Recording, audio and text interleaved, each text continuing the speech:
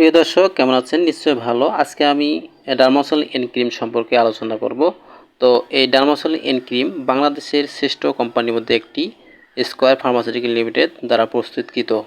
Dermasol N ক্রিমে আছে 3টি কার্যকরী উপাদান: ক্লোবেটাসল, প্রোপিওনেট, নিউমাইসিন সালফেট এবং নিস্টাটিন।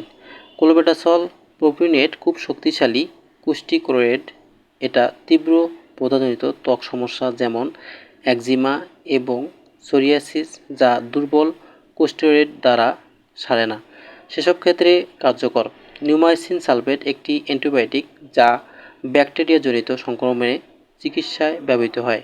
নিস্টাটিন একটি অ্যান্টিফাঙ্গাল উপাদান যা ছত্রাক এবং ইস্ট মেরে ফেলে। প্রাপ্তবয়স্কদের ক্ষেত্রে দৈনিক একবার বা দুইবার আক্রান্ত স্থানে অবস্থার উন্নতি না হওয়া পর্যন্ত চিকিৎসকের তত্ত্বাবধান ব্যতীত 7 দিনের বেশি চিকিৎসা অব্যাহত রাখা উচিত নয়।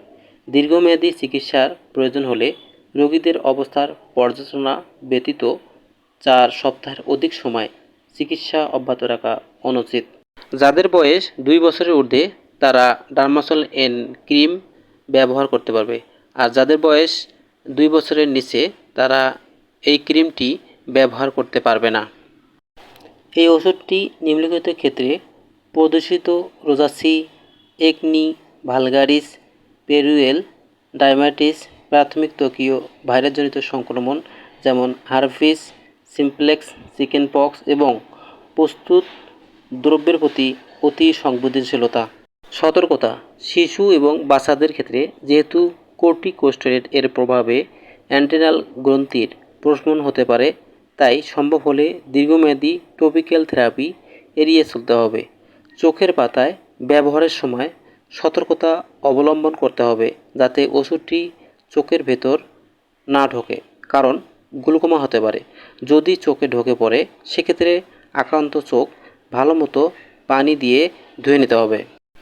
গর্ভকালে এবং স্তন্যদানকালে এই ক্রিম ব্যবহার করা যাবে না।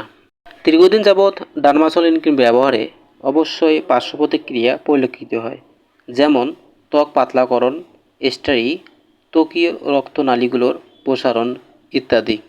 ডার্মাসল এন ক্রিমটি 25 ডিগ্রি সেলসিয়াস তাপমাত্রায় সংরক্ষণ করতে হবে, তবে রেফ্রিজারেটরে রাখবেন না। সকল ওষুধ শিশুদের নাগালের বাইরে রাখুন। তো বন্ধুগণ, আমার এই ভিডিওটি যদি আপনাদের ভালো লাগে, যদি আপনাদের উপকারে আসে, অবশ্যই লাইক, কমেন্ট, শেয়ার চাই এবং সাবস্ক্রাইব করতে ভুলবেন না।